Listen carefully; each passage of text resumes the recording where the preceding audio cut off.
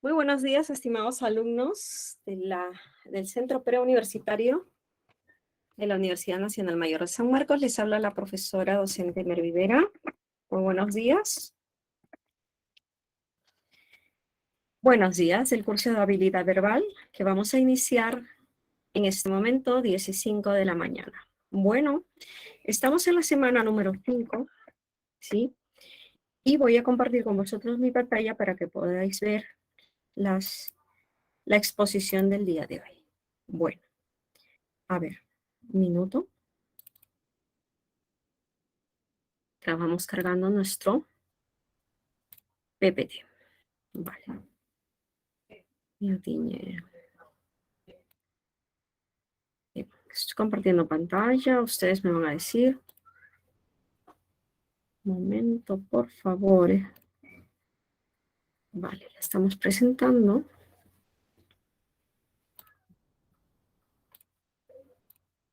Ya, estamos presentando aquí.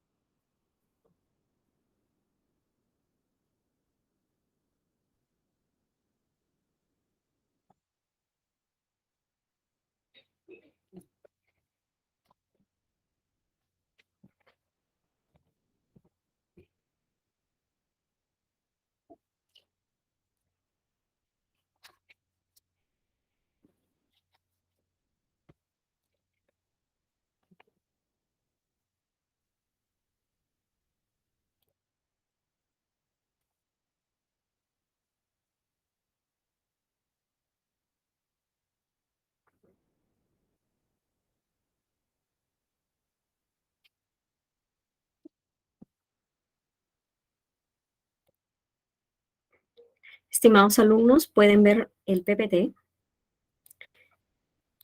Sí, profesora, sí se ve todo completo. Listo. Bien, les comento lo siguiente. El día de hoy, que es la semana número 5, vamos a abrir acá. Es uno de los temas más importantes y más transversales. Cuando digo transversal, significa, ¿correcto?, que corresponde a casi la mayoría de los cursos. En este caso, cursos de ciencias o de letras siempre van a emplear este tipo de inferencias, en especial la Facultad de Derecho y Ciencias Políticas, utiliza este tipo de información, pero así, casi a diario, para poder establecer sus casos. En el caso también de otras facultades, van a utilizar este tipo de información de saber académico para desarrollar sus múltiples actividades relacionadas a su carrera. Bien, entonces, vamos a empezar la semana número 5 de habilidad verbal con el tema de las inferencias. Las inferencias en la comprensión lectora, el prototipo inferencial. ¿Qué es el prototipo inferencial? ¿Qué es una inferencia dentro de un contexto textual como la comprensión de lectura? Bien, empezamos. Tenemos acá lo siguiente y vamos a definir el concepto. El prototipo inferencial. El caso prototípico de inferencia estriba o se define, ¿correcto?, en obtener una conclusión, vamos nosotros a tener una conclusión a partir de ciertas premisas, mediante la aplicación de una derivación rigurosamente fuerte como la estudiada por la ciencia de la lógica formal, a saber, en este caso vamos a utilizar la deducción. Por ejemplo, si decimos, si todos los planetas describen órbitas elípticas, miren ustedes, elípticas alrededor del Sol y la Tierra es un planeta, se infiere ineluctiblemente que, ¿qué se puede inferir? Si todos los planetas describen órbitas elípticas alrededor del Sol y la Tierra es un planeta, se infiere que la Tierra es, ¿qué se puede inferir? La Tierra describe una órbita. Claro, una órbita de tipo elíptica, ¿no? Si la Tierra es un planeta y los planetas tienen órbitas elípticas, entonces la Tierra puede tiene una órbita elíptica alrededor del Sol, ¿no? Muy bien, muy bien. Este es un tipo de deducción. Recuerda, mi querido alumno, que nosotros, ¿qué es una inferencia o el prototipo inferencial? Que nosotros vamos a dar una conclusión o vamos a dar una respuesta a través de premisas, a través de la deducción. Ojo, no me están diciendo la respuesta, no me la dicen de manera expresa, sino que está escondida, está deducible. Por ejemplo, si yo estuviera ahora con ustedes en clase presencial, ingreso a la clase y les digo, miren, miren, jóvenes, este es mi anillo. Y les muestro un anillo, ¿no? En el dedo anular. ¿Qué deducirían ustedes? Estoy muy contenta, chicos. Miren, tengo este anillo por fin. Les digo. ¿Qué deducen?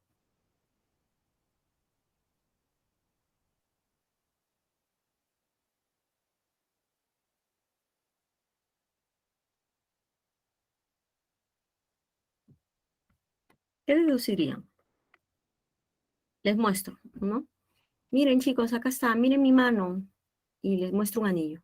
Estoy muy feliz, les digo. ¿Qué deducen? Les estoy dando una premisa, ¿no? Les estoy mostrando mi mano, les estoy mostrando mi dedo, les estoy señalando el anillo, estoy exteriorizando mis sentimientos, mi alegría. ¿Qué dirían ustedes? A ver, que la profesora se volvió loca, ¿qué pasó?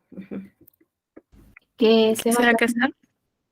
Claro que me voy a casar, o que de repente ya estoy comprometida, ¿no? O que me han pedido matrimonio, o etcétera, ¿no? Porque hay muchos posibles respuestas o muchas posibles, como acá ustedes pueden ver, conclusiones. Hay varias conclusiones. O de repente me pueden decir, profesora, de repente es un anillo que no es de matrimonio, de repente es un anillo de graduada, ¿no? Dice, profesora, ¿qué? ¿Se ha graduado? ¿No? O le han pedido matrimonio, o ya se casó, ¿no? También puede ser que ya se casó. Bien, entonces ese se llama el prototipo inferencial. Nosotros a través de premisas vamos a llegar a una conclusión, y eso es a través de la deducción. El prototipo inferencial, en cambio, en el siguiente ejemplo no es un razonamiento válido. Miren, esto no es un razonamiento.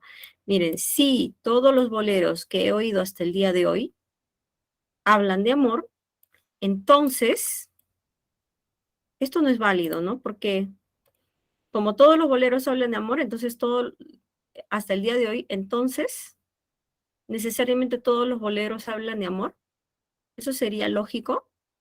Como todos los boleros que yo he oído hasta hoy, que yo, mi experiencia, hablan de amor, entonces voy a asumir que todos los boleros hablan de amor. No, porque es una deducción a partir de mi experiencia, pero no es una experiencia general en especial, ¿no? Todos los boleros que yo he oído tienen que ser necesariamente de amor. No, no. Entonces aquí tenemos una inferencia equivocada, un razonamiento que no es válido. ¿Cuál de los siguientes razonamientos es un caso de prototipo inferencial? Vamos, chicos, díganme, ¿cuál es? A o B. A, si ganara la lotería, pagaría todas mis deudas. Como ya no tengo deudas, se infiere válidamente que gané la lotería. 2, o B, si Federico organizara su tiempo para estudiar, aprobaría sin dificultad sus exámenes. Federico fue muy organizado a lo largo de todo el siglo, razón por la cual aprobó todas sus evaluaciones. ¿Cuál sería la clave? la de mis. A o B. A ver, vamos a ver. ¡Tirirín! Efectivamente, si Federico organizara su tiempo para estudiar, aprobaría, dice acá, sin dificultades, ¿no? Sin dificultades, dice acá, sus exámenes. Federico fue muy organizado, ¿ok? Federico fue muy organizado. A lo largo de todo el ciclo, razón por la cual aprobó todas sus evaluaciones. En el caso anterior dice, si ganara la lotería, pagaría todas mis deudas, pero como yo no tengo deudas ahora, entonces se infiere que gané la lotería. Falso, pues, ¿no? No necesariamente. Muy bien. Vamos acá, una actividad caso 1. A ver, miren, a ver, escuchen. Un padre lleva ¿no? Legar quiere decir, les faculta a alguien, le faculta a alguien, ¿correcto? Le faculta a alguien. Lega, dice, legar, delegación. A sus 6 hijos, Martín, Beatriz, Joaquín, Rosa, Gabriel y Moisés. Un edificio de 6 pisos. De tal modo que cada uno de ellos llega a vivir en un piso determinado. Beatriz vive en el 4º piso, Moisés en el 2º, Gabriel vive más abajo que Moisés y Rosa viven 2 pisos más arriba que Martín. Jóvenes, consultita. ¿Cuál sería la clave? A ver, vamos a ver aquí. ¿Cuál sería el orden, no? De lo anterior, se deduce necesariamente que... ¿Lo tienen? Un padre lega a sus hijos, les hereda un edificio. 6 pisos. Uno es para cada hijo. Martín, Beatriz, Joaquín, Rosa, Gabriel y Moisés. Dice, de tal modo que cada uno de ellos llega a vivir en un piso determinado. Beatriz vive en un 4º piso. Moisés en el 2º. Gabriel vive más abajo que Moisés. Y Rosa vive, Moisés dice abajo que Moisés y Rosa viven 2 pisos más arriba que Martín. ¿Cuál sería la clave? Denle un print ahí.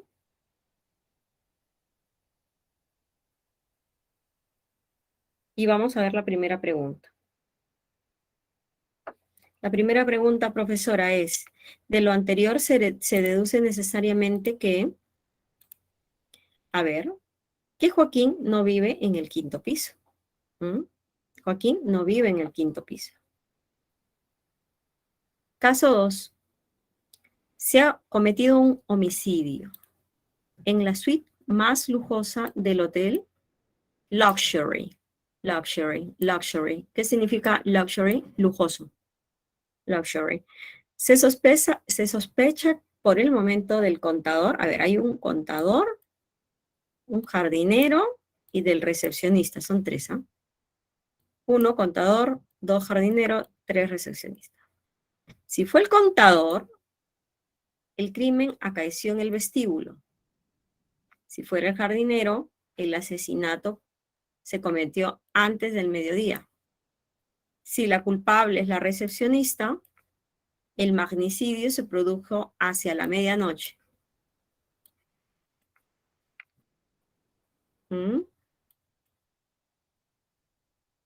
Y este es el vestíbulo. Preguntamos. Dado que el asesinato se perpetró al caer la tarde, ¿cuál es la clave?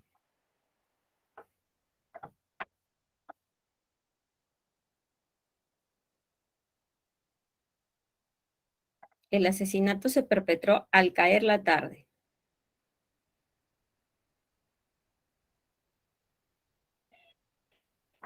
Chicos.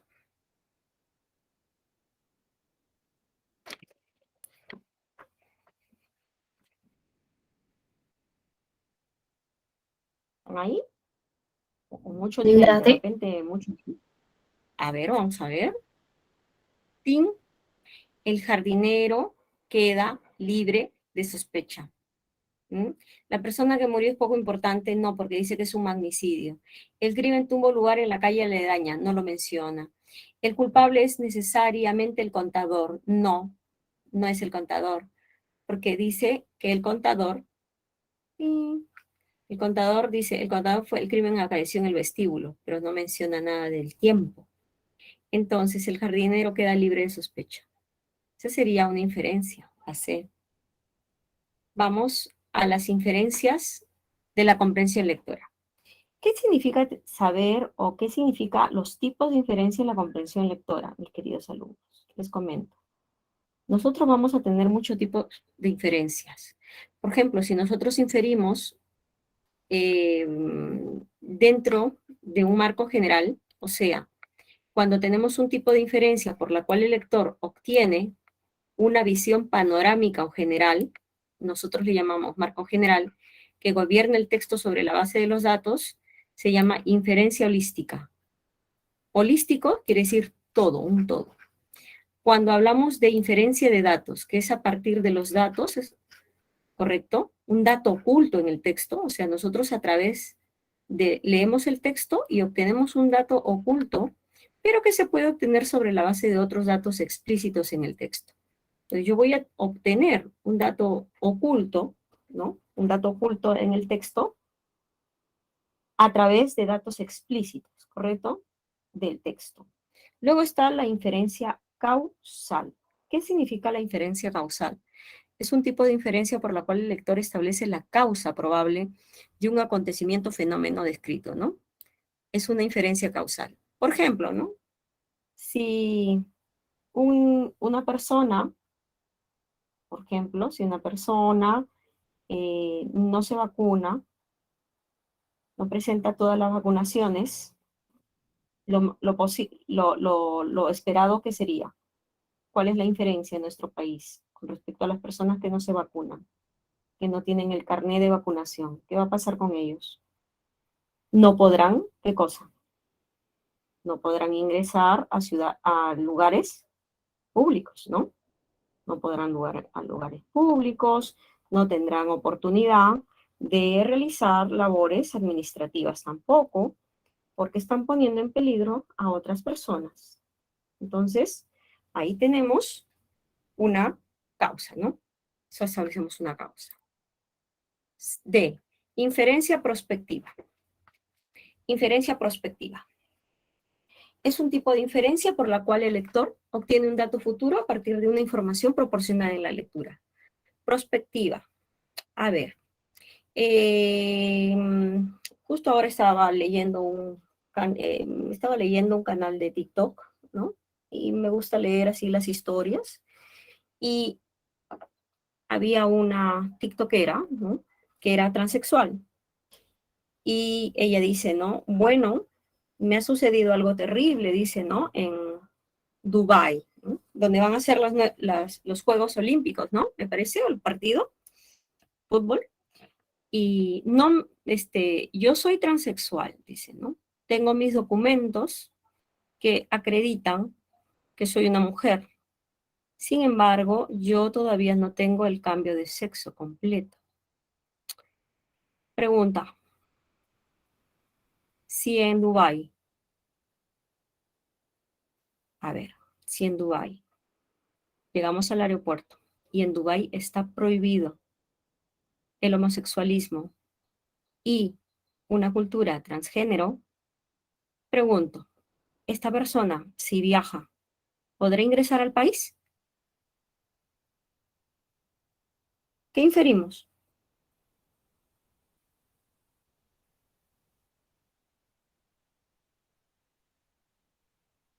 ¿Podrá ingresar? ¿Va a tener garantizados sus derechos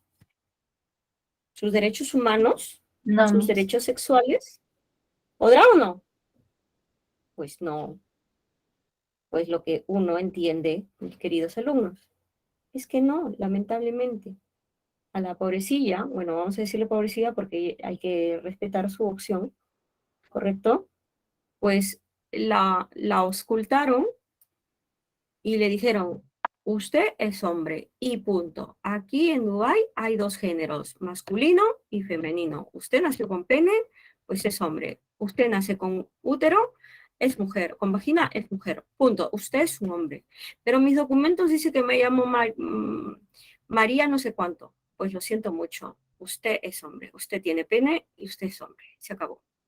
Imagínense.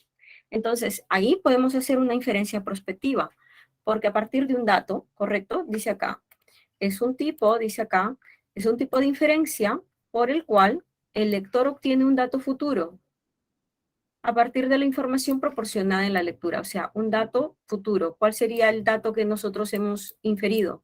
Que si esa persona no cumple con los requisitos de ese país, no va a poder ingresar.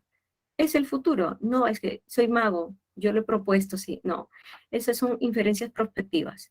¿Qué es la inferencia léxica? A partir de pistas textuales, o sea, a partir de palabras o un entorno textual determinado, se infiere posiblemente el sentido del vocablo de una expresión. ¿Se acuerdan la semana pasada que hemos visto significado contextual y significado denotativo? Cuando nosotros decimos, ¿no? El cabo el cabo tenía varios significados, ¿se acuerdan? 1, 2 y 3. Tenía extremo de un cordón, punta, ¿no? Accidente geográfico, y 3, superior al soldado, ¿no? Un tipo de organización militar, un militar. Y si yo digo a través de una palabra, por ejemplo, ¿no? El cabo llegó tarde y su superior lo castigó. Entonces, ¿a cuál se refiere? Profesora, se refiere al tercero, porque infiero de los 3 es el tercero. ¿Por qué? Porque me está dando todas las pistas textuales. El cabo llegó tarde y su superior, en este caso un superior, es alguien que está en una estructura o una jerarquía superior, ¿no? Muy bien. Y la inferencia de la intención, ¿no? Dice, sobre la base de determinadas claves textuales se infiere, dice, la intención del autor, como en el primer motor del desarrollo. Por ejemplo, a veces el autor no te dice, ¿no? Te dice, vamos a hablar del aborto, ¿no? Y te dice y te explica todos los motivos buenos y malos del aborto, pero no te dice, en ninguna parte del texto te dice, estoy a favor, estoy en contra. Pero entonces tú tienes que inferir la intención del autor. Ese es un tipo de inferencia. Bien, entonces vamos aquí a dejarlo. Lo demás ya está en inglés, que lo vamos a ver en nuestra clase de ahora. ¿Hasta aquí quedó claro las inferencias? Sí, Miss. Perfecto. Vamos entonces. Y además les digo, mis queridos, yo les iba a decir colegas porque siempre estoy dictando a alumnos ya de la universidad. Pero ustedes lo van a hacer, definitivamente. Entonces, siempre les estoy diciendo eso, ¿no? Que estamos en constante, ¿qué cosa? Inferencias, en constante proceso inferencial. ¿Por qué decimos que estamos en constante proceso inferencial? ¿Acaso no estamos en inferencia? Por ejemplo, si llegas a tu casa un día, tú necesitas comprarte algo, por ejemplo, y lo ves a tu padre o a tu madre, al que le pides plata generalmente o regularmente, lo ves renegando. Jolines, oh, carajo, no quiero, todo me ha ido mal, la SUNAT me está cobrando de más, y además no hay carros y me han cobrado de más el pasaje. Pregunto, ¿vas a ir y le vas a pedir dinero? No. ¿Qué infieres de la situación? ¿Vas a tener éxito? No. ¿Por qué? ¿Qué infieres?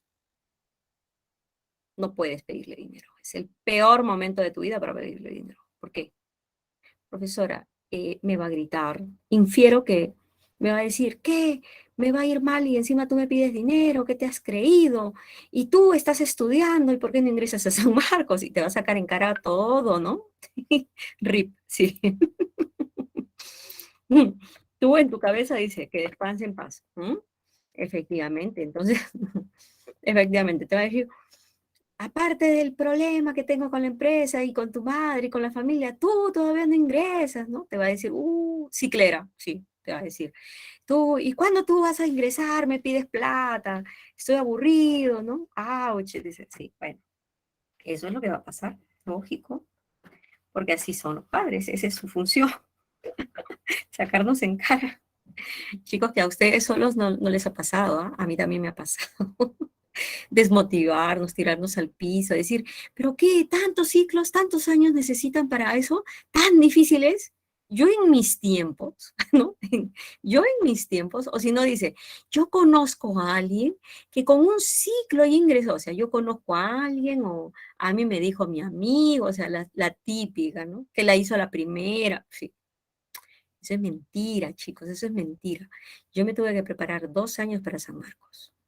Y yo jamás voy a decirles a ningún alumno, sí, yo, vamos, nada, no. Hay chicos que van a medicina y que se preparan hasta 4 años y ustedes eso lo saben. 4 años, 4 años. Entonces no es fácil, porque a San Marcos postulan 17,000, ¿correcto? Esos 17,000, 5,000 son lobos, ¿correcto? 5,000 son lobos. Entonces son chicos que han estudiado un año, 2 años, 3 años, los de medicina, que son los puntajes más altos, ustedes lo saben, tienen unos puntajes pues altísimos, ¿no? que realmente dan pánico, ¿no? Cada año dan pánico y son tíos ya experimentados, ¿no? Efectivamente, y ahora es DECO. Y aparte que es DECO, ya no es memoria, encima tienen de ya para su inglés, ¿no? Entonces, yo creo que una persona que no es de San Marcos o que nunca ha obtenido una carrera universitaria en una universidad estatal, no puede decir nada al respecto. No puede sacrificarlos, ni mucho menos criticarlos, porque ingresar a San Marcos es un gran logro, tanto así que es de las pocas noticias a nivel social y nacional que se publica. Cuando se postula a San Marcos o la Universidad Nacional de Ingeniería, se sale en la televisión. Después de ninguna otra universidad se publica, solo San Marcos y la UNI, porque son de las más exigentes. Y no digo difíciles, no se trata de difícil, se trata de exigente. Hay demasiado, son 3 horas de examen en situaciones a veces muy complicadas, ¿no? Como últimamente se han dado por el marco del COVID. Y además los exámenes están cambiando, evolucionando, mejorando, entre comillas, ¿no? Con las preguntas DECO, con el curso de habilidad verbal y habilidad matemática, y el inglés, pues, ¿no? Que está ahí, bueno, para hacernos un poquito la vida imposible. Entonces, vamos a continuar con esta parte, ¿no? de la clase. Y voy a darles, aquí dice, las inferencias en la comprensión lectora, el prototipo inferencial, miren ustedes, y dice acá, cuestión, dice acá, ¿cuál de los siguientes razonamientos es un caso del prototipo inferencial? ¿Quién me dice? ¿A o B? ¿A o B? A. Si se respetara la libertad de expresión, las personas podrían expresar sus ideas sin temor a ser reprimidas. Dado que en nuestra sociedad hemos llegado a una situación de respeto para la libertad de expresión. Hoy en día las personas pueden expresar sus ideas sin recibir castigo. B. Se sabe que los síntomas más habituales de la COVID-19 son fiebre, tos y cansancio. Desde anoche estoy atravesando un cuadro febril. Febril quiere decir fiebre, con tos y cansancio. Entonces, es válido inferir que tengo COVID. Pregunta, ¿cuál sería la clave que expone y expresa una inferencia válida? La mis. A o B. Muy bien, muy bien. No porque tenga fiebre, ¿no? No porque tenga fiebre. Miren ustedes, son fiebre tos, ¿no? Entonces, desde anoche estoy atravesando un cuadro febril. O sea, porque yo tengo fiebre y ya tengo que asumir que es COVID. No. Puede ser cualquier otro tipo de enfermedad, ¿no? O de padecimiento. Puede ser, no sé, tos, gripe, o puede ser también esto de la... chicos, una consulta, ¿ya llegó la viruela del mono? ¿O todavía?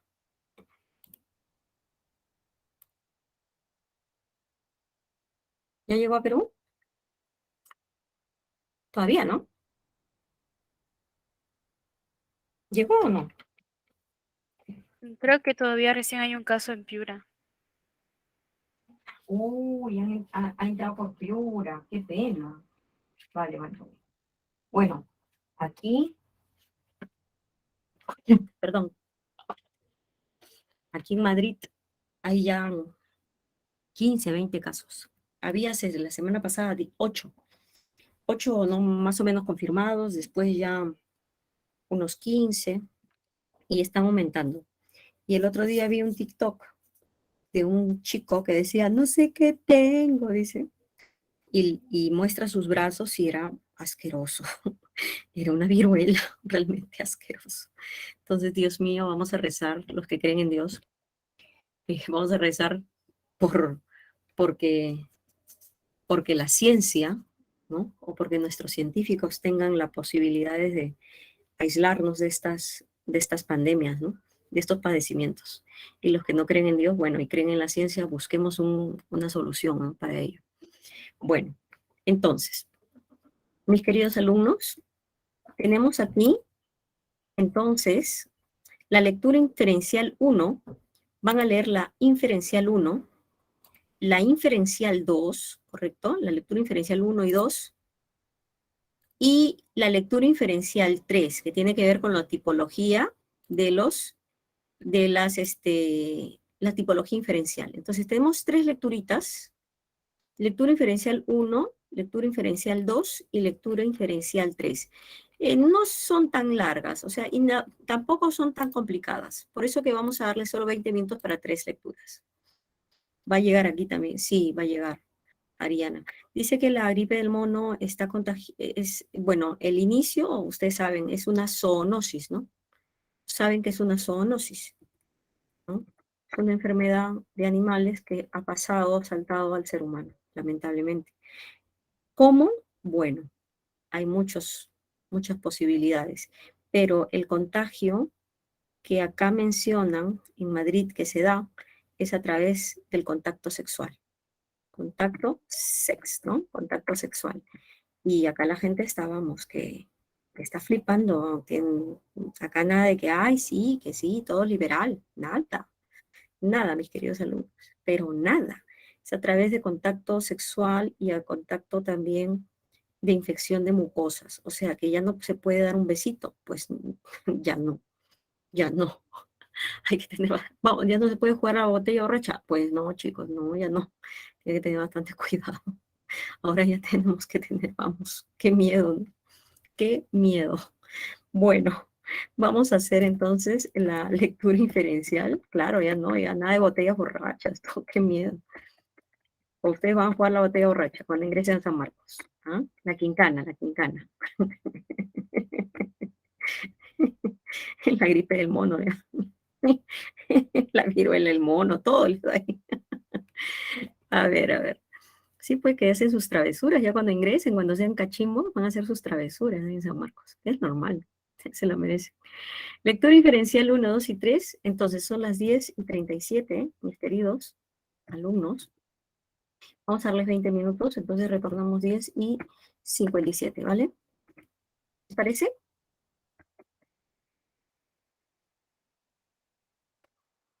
¿Está bien, chicos? ¿Me confirman? Sí, ya, listo. Adelante, chicos. Adelante, por favor. Todo el entusiasmo posible. Vamos.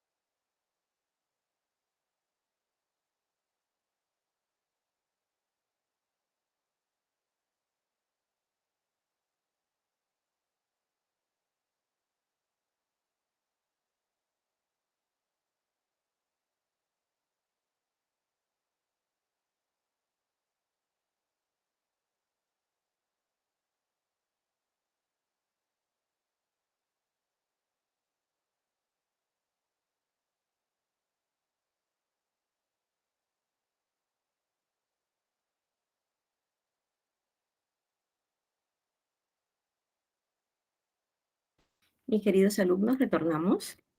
¿Estamos todos aquí? ¿Retornamos? Atentos, por favor. Listo. Comparto con ustedes mi pantalla. Listo. Vamos a ver. Lectura inferencial 1. ¿Ok? Lectura inferencial 1. Vamos a ver. En una investigación que iniciamos, dice acá, en 1973, acerca de las zonas dialectales del español, ¿no? 1973, o castellano del Perú, dice, teníamos previsto identificar en Lima y las ciudades de mayor densidad demográfica las distintas variedades sociales en uso. En la tarea de recolección de datos, a menudo nos encontramos con informantes del estrato popular urbano, pero preferentemente suburbano, que tenían el español como segunda lengua.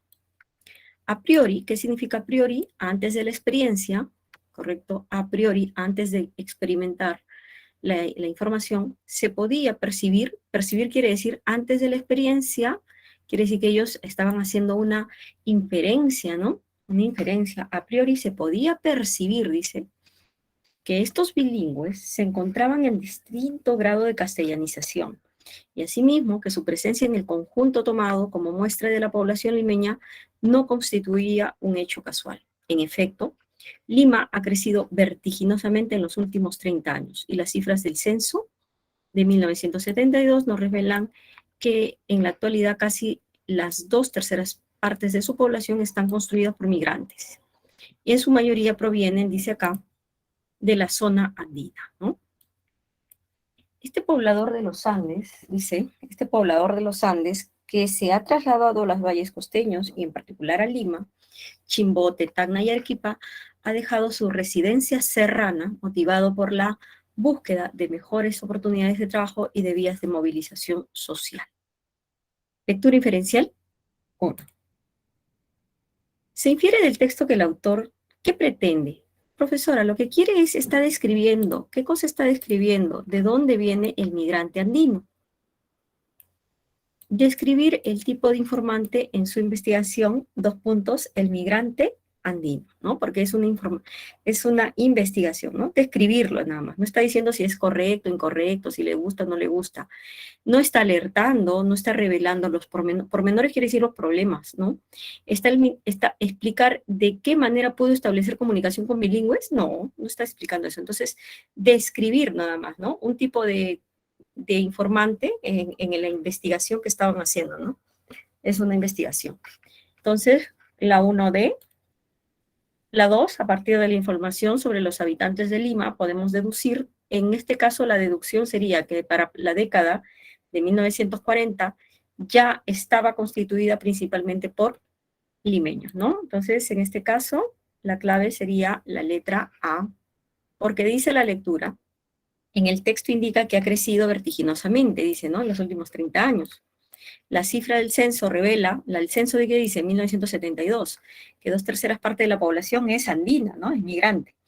Ello nos permite asumir que el movimiento migratorio se debió haber acentuado recién en 1940, ¿no? Por tanto, en esa época la mayoría de habitantes eran limeños, o sea, eran no migrantes, ¿no? Eran limeños, por eso dice limeños. ¿Por qué? Porque a partir de 1940 para atrás, ¿no? 1940 para atrás eran limeños, ¿no? Bien, 2A. 3. Acerca de las ciudades andinas, es posible inferir qué ha pasado con las ciudades andinas. Inferimos que muchas carecían de condiciones necesarias, ¿no? Condiciones necesarias para que su población, ¿no?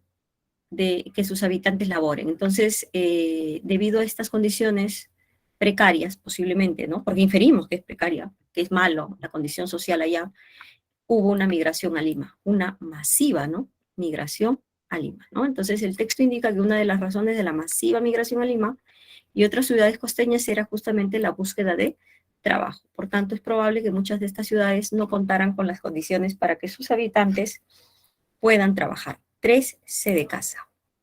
4. Bueno, continuamos con la lectura inferencial. 2. Dice, al derrumbarse el antiguo imperio romano a través del Mare Nostrum, había articulado una sólida red comercial. Los nuevos estados no acabaron de asimilar dicha realidad hasta etapas muy posteriores. Entonces, alrededor del siglo VIII, el expansionismo musulmán, partiendo de Arabia, habría creado las condiciones para un futuro ámbito de circulación económica de grandes proporciones que iba desde el sur de Europa al centro de Asia, pasando por África del Norte y otras regiones de Asia. Por ello, cuando el conjunto de Europa occidental, traumatizado por las oleadas sucesivas de invasiones bárbaras, sin encontrar aún los caminos claros de su organización social y política, podía completar en una vecindad muy próxima. El califato cordobés, por ejemplo, el relativo equilibrio y la estabilidad social del mundo islámico, junto con el florecimiento extraordinario de la vida económica, esta misma Europa trató de aprovechar, dice, de 1000 maneras distintas, desde fórmulas pacíficas a montajes belicistas, bélico quiere decir de guerra, a montajes belicistas de guerra, las ventajas de todo tipo que ofrecía el emporio islámico. El emporio quiere decir el imperio, ¿no?, islámico. Así pues, si bien es cierto, siguiendo los razonamientos de grandes historiadores como Dobb, Pirén, que la vida económica del antiguo universo, en comillas, ¿no?, romano, quedó colapsada, quiere decir destruida, al separar los musulmanes, la parte oriental y la occidental del Mediterráneo, hasta que el movimiento de las cruzadas no volvió a restablecer un contacto más o menos estable y rentable entre Occidente y Oriente, no puede negarse, desde otro punto de vista, que el conjunto extensísimo del mundo islámico desempeñó un papel de puente entre el antiguo mundo romano y el naciente mundo de Europa occidental, especialmente a través de la península ibérica. Bueno, entonces, miren acá, al derrumbarse el antiguo imperio romano, ¿no? Acá dice universo, ¿no?, romano, quedó colapsado, ¿no? ¿Y por qué? Al separar, dice, ¿no?, los musulmanes la parte oriental y occidental del Mediterráneo, ¿no? Miren. Hasta que el movimiento de las cruzadas no volvió a restablecer un contacto más o menos estable y rentable, porque tiene que ver con el dinero, entre Occidente y Oriente. Bien. Se infiere que la intención del autor, ¿cuál es la intención del autor? Es resaltar, exponer, solo exponer, relatar como una historia o dilucidar sobre este tema. ¿Cuál es el tema? Pues, en este caso, la trascendencia que tuvo el mundo islámico en Europa. En este caso, lo que quiere el autor es resaltar la trascendencia del mundo islámico para Europa. Si bien se habla de la influencia del expansionismo musulmán, también en África del Norte y parte de Asia, el texto resalta, ¿no?, su influencia en Europa, como los europeos trataron de aprovechar los beneficios del emporio islámico. 1b. 2. Es posible inferir que si las cruzadas no hubieran tenido éxito en el establecimiento de conexiones, porque ahí lo dice, ¿no?, en la parte del texto aquí, perdón, acá está, dice, no volvió a restablecer, ¿no?, hasta que el movimiento de las cruzadas, ¿no?, hasta la pregunta número 2, entonces, dice, el rol del mundo islámico habría sido aún más relevante, pues, ¿no?, más importante, porque los islámicos estaban a la cabeza de ese cambio.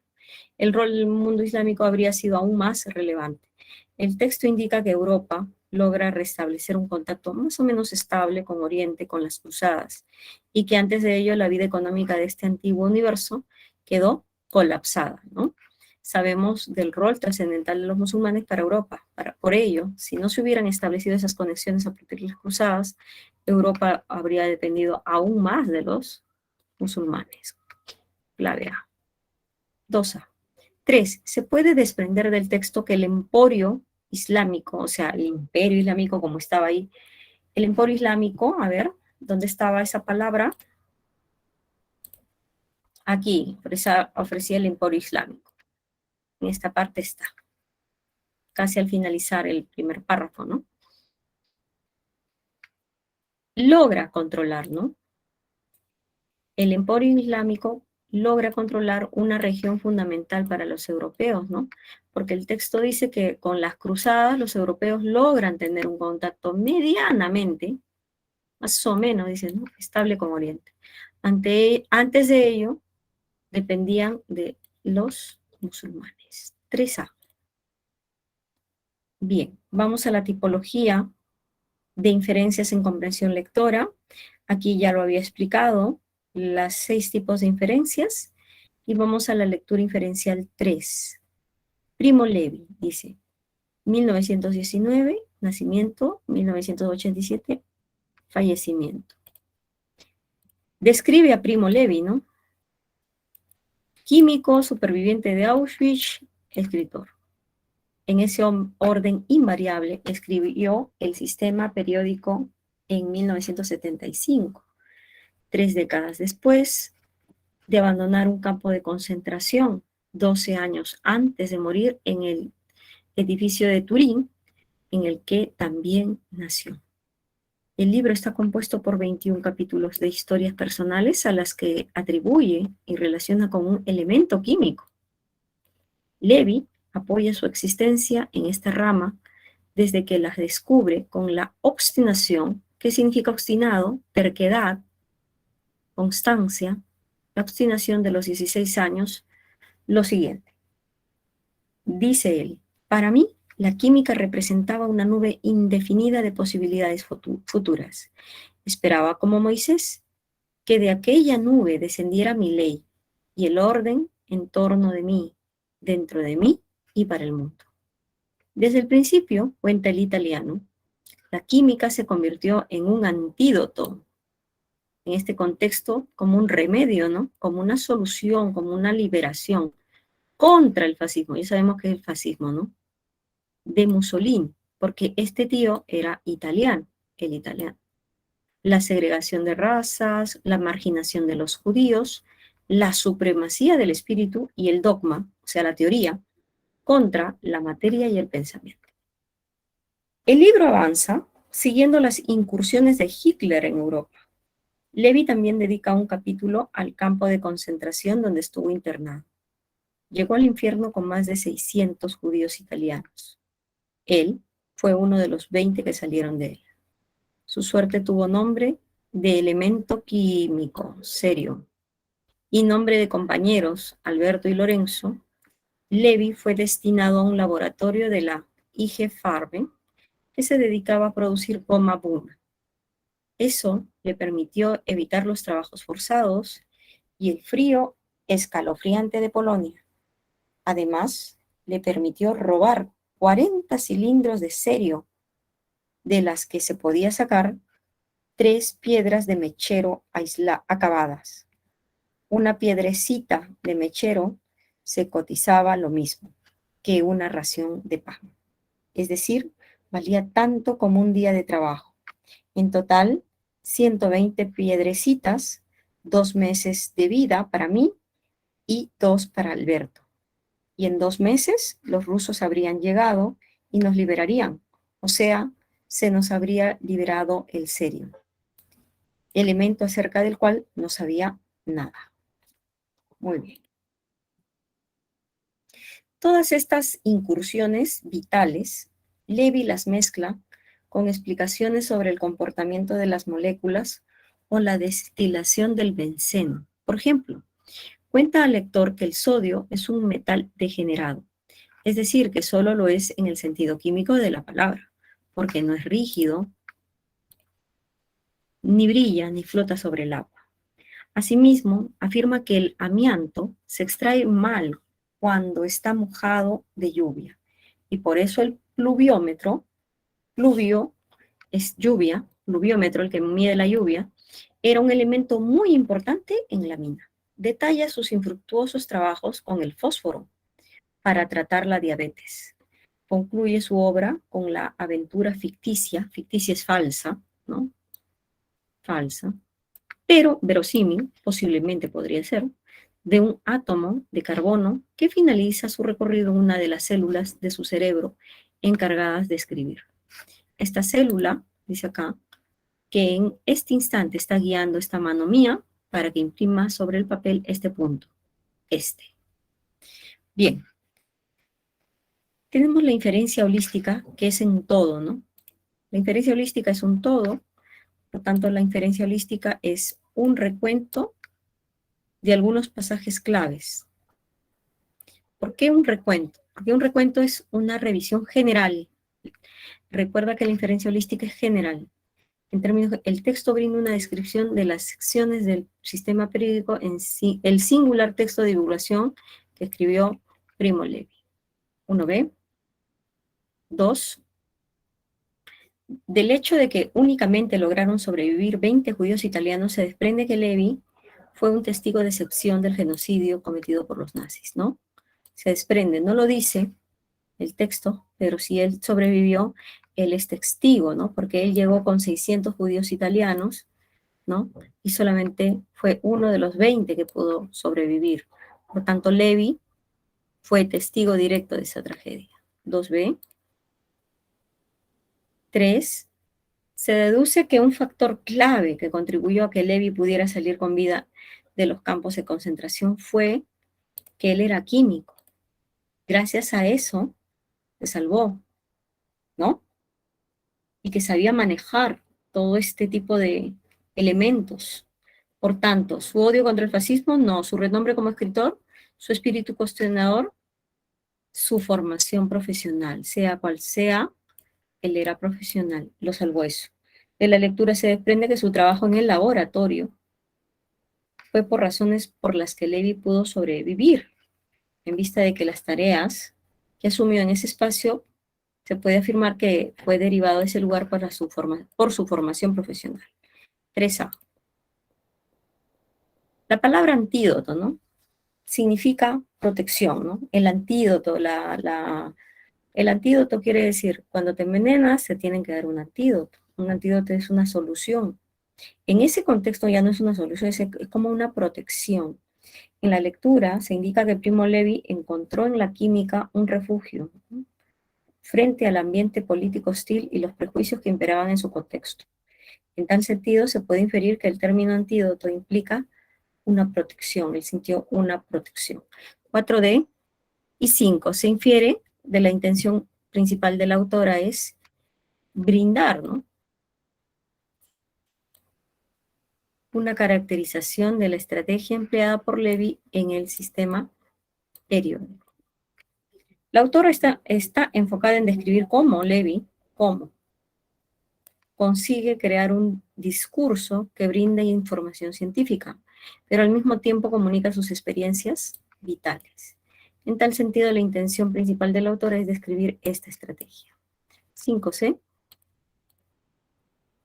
Bien, vamos entonces ahora a la segunda parte que nos toca, comprensión lectora. Vamos a hacer el cuarto texto y el texto 1, comprensión lectora, el hidrógeno. Desarrollamos comprensión lectora,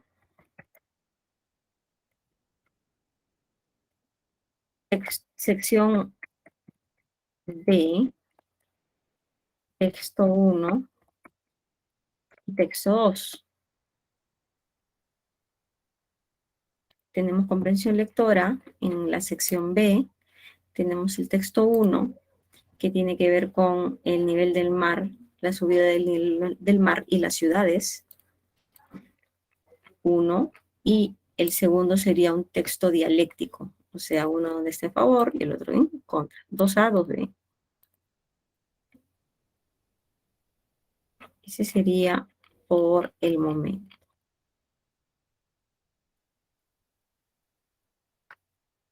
¿Está claro? ¿Jóvenes?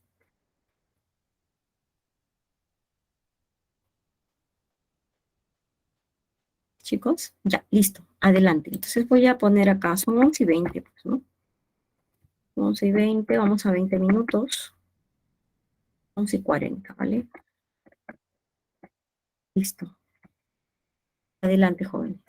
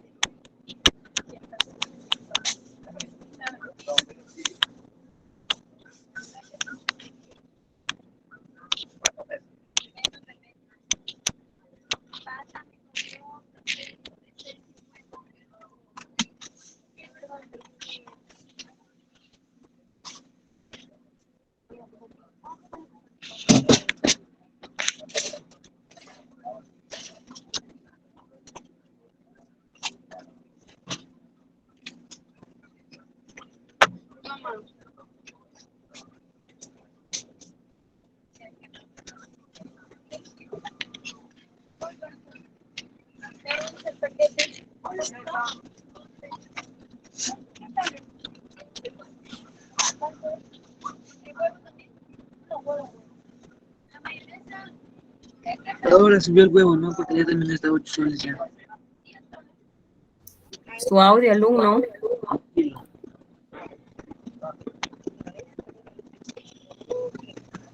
Alguien está con el audio.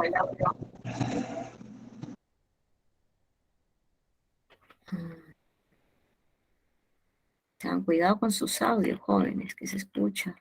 Interrumpen la clase, por favor.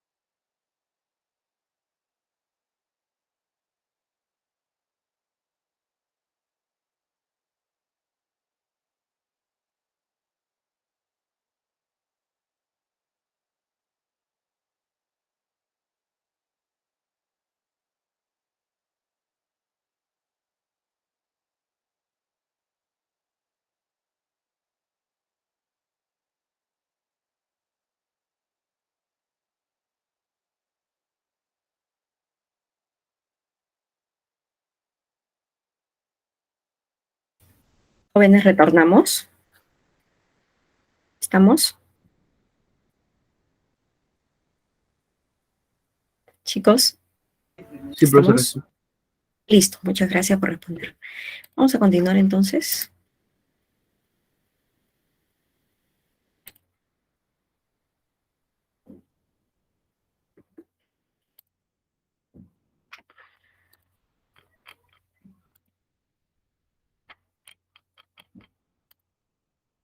Bien, vamos entonces a comprensión lectora. Vamos a esta parte. Y dice acá, comprensión lectora. El hidrógeno es el elemento químico más abundante, dice acá, del planeta. Del planeta. Y se ha demostrado como uno de los combustibles limpios con más futuro, ¿no? Combustible con más futuro, ya que puede almacenarse en estado gaseoso, líquido y distribuirse a través de gasoductos. Y no emite gases de efecto invernadero en su combustión, no emite, ¿no?, gases. No obstante, obtener hidrógeno constituye una odisea, o sea, un gran problema, ¿no? Un proceso muy amplio, largo. No existen yacimientos, por lo que se buscan métodos indirectos, dice, de transformación, sobre todo a través de combustibles fósiles, lo que implica que se creen residuos contaminantes. Recientemente, unos investigadores del Instituto de Tecnología Química del CSIC, de la Universidad Politécnica de Valencia, han desarrollado un generador escalable y modular a partir de membranas cerámicas protónicas que crean hidrógeno casi puro a partir de electricidad y portadores moleculares como el metano o amoníaco, de una forma escalable y casi sin perder energía. En concreto, estos novedosos reactores utilizan energía eléctrica para extraer hidrógeno de otros materiales como el amoníaco, el gas natural, bioetanol y otras moléculas de hidrógeno de forma tan eficiente que apenas se pierde energía en el proceso. A diferencia de otros sistemas en los que es necesario refinar el hidrógeno mediante otros pasos adicionales. Lo que hacemos básicamente es meter las moléculas correspondientes y gracias a la electricidad transformarlas en una corriente de hidrógeno y otra con el sobrante que es el dióxido de carbono capturado, en el caso de portadores basados en carbono. Explica José Manuel Serra, profesor de la investigación del CSIC en el ITQ y coautor principal del trabajo. Para conseguirlo, se utilizan dispositivos basados en las membranas protónicas, ¿no? Entonces, bueno, esto ya lo mencioné. Ajá, dice acá. No, sigo. Para conseguirlo, dice, se utilizan dispositivos basados en unas membranas cerámicas protónicas que son convertidores de energía electroquímica. A semejanza de las baterías, las pilas de combustible y los electrolizadores, dice, la diferencia es que gracias a estos materiales de vitrocerámicos, dice, y metálicos, se combina una alta temperatura y una gran conductividad. Así, cada uno de los componentes del sistema es capaz de generar medio kilogramo de hidrógeno, con lo que, por ejemplo, un coche actual que realiza este combustible podría recorrer 50 kilómetros. Pero a más componentes, más hidrógeno generado, afirma Serra. La idea de este es crear desde pequeños reactores a grandes centrales que puedan abastecer, dice acá, a vehículos pesados como barcos o camiones, pero con una energía que no genere dióxido de carbono, ¿no? Dice acá, pero que no genere, ¿no?, dióxido de carbono, o incluso contribuye a combatir el cambio climático. Eso es lo que se espera. El texto lo que quiere, jóvenes, como ustedes están viendo, es presentar, ¿no?, una nueva tecnología que permite la creación de hidrógeno de alta pureza.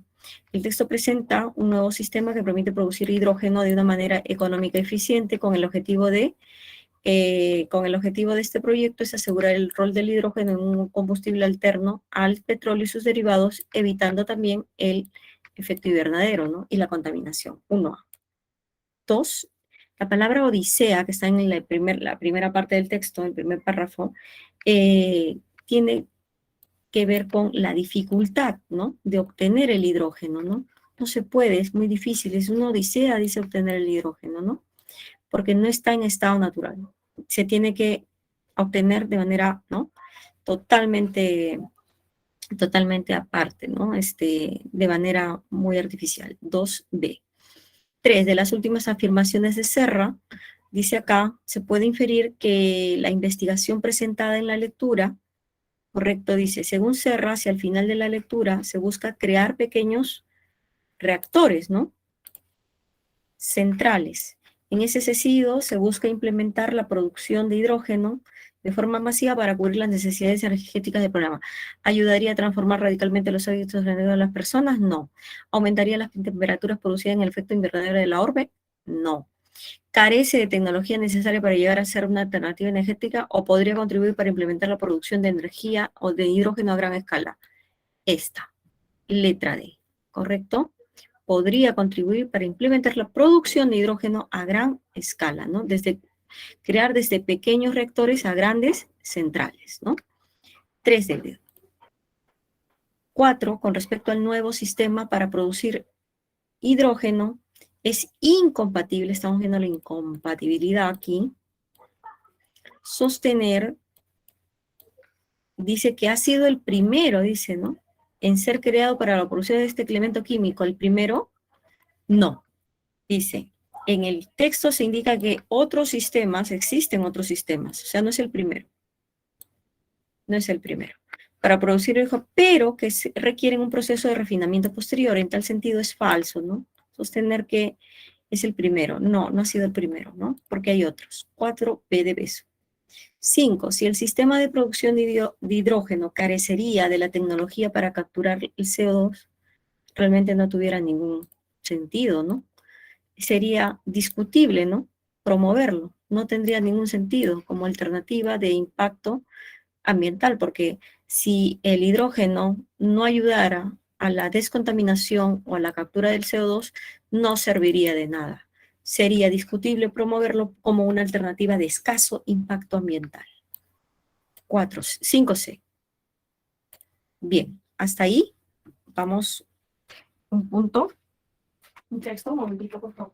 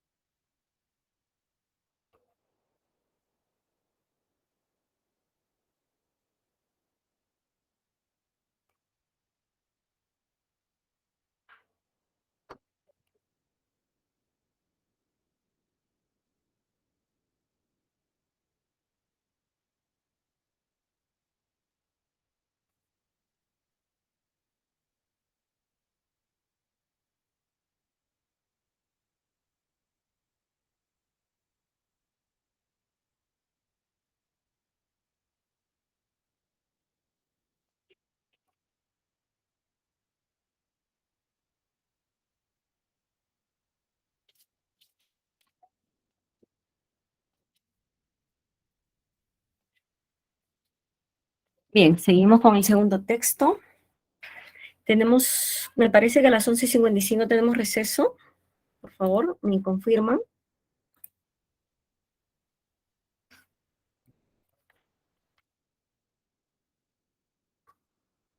Tenemos receso 11:55, ¿no? 12:10. ¿Es cierto? Bien. Perfecto. Entonces vamos a leer solamente esta parte del texto 1, ¿ok? Vamos a ver rápidamente. El aumento del nivel del mar, dice, ha provocado, del mar provocado por el calentamiento global, ¿no? Causa-efecto, ¿no? Aumento del nivel provocado por el calentamiento global, podría alcanzar los 2 metros de altura a finales del siglo XXI. Este incremento de los océanos dejaría miles, dice, de kilómetros de costa a merced de inundación, o sea, se podrían inundar y podría comprometer la seguridad de 745 millones de personas en todo el mundo.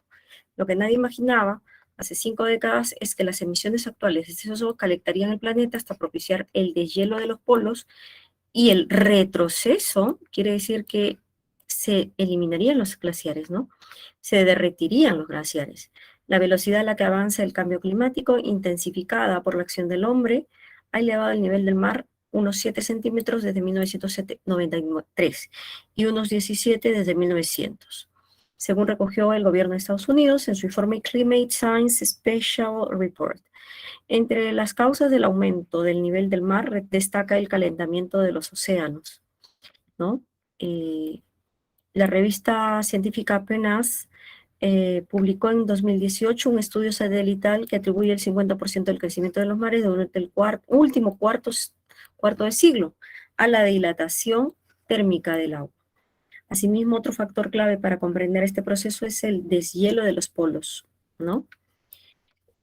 Los expertos del panel intergubernamental del cambio climático de la Organización de las Naciones Unidas estiman que entre 2006, dice acá, y 2015 la fusión de los casquetes polares inyectó más de 430 gigatoneladas anuales de agua dulce en los océanos, lo que contribuyó en el aumento del nivel del mar en más de 1,2 milímetros al año.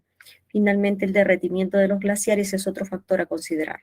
La Universidad de Zúrich, Suiza, calculó que en un estudio reciente la desglaciación ha supuesto la pérdida global de más de 9.000 millones de toneladas de hielo glacial desde 1961, lo que ha incrementado el nivel del mar a 2,7 centímetros.